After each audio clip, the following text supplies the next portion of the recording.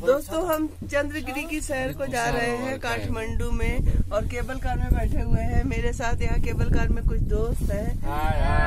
Hello. हाँ, तो बताइए आपका नाम क्या है? जी मेरा नाम सुरजीत सरकार है। और कहाँ से आए हैं? हम सिलीगुड़ी से आए हैं, वेस्ट बंगाल। अच्छा, और आपका हॉबी क्या है? आपको क्या पसंद है?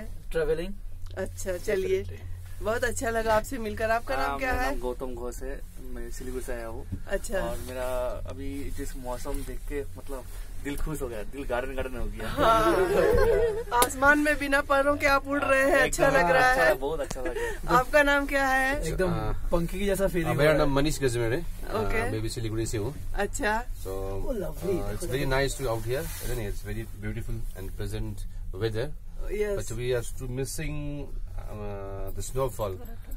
So let's see what happens. Okay. Let's see, we will get snowfall. Yeah, we are getting out here. Hope.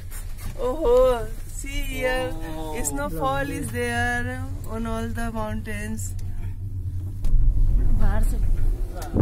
आप देख रहे हैं कितना सारा यहाँ पर बर्फ गिरा हुआ है। कल आता ना। कितना खूबसूरत नजारा है ये, बहुत ही अच्छा लग रहा है। आप लोग दिख रहा है वहाँ पे? तो आएगा ना, बड़ा वाली गाड़ी आ जाए। वो देखो वो लोग वहाँ से खेल रहे हैं। वॉकिंग वे थे।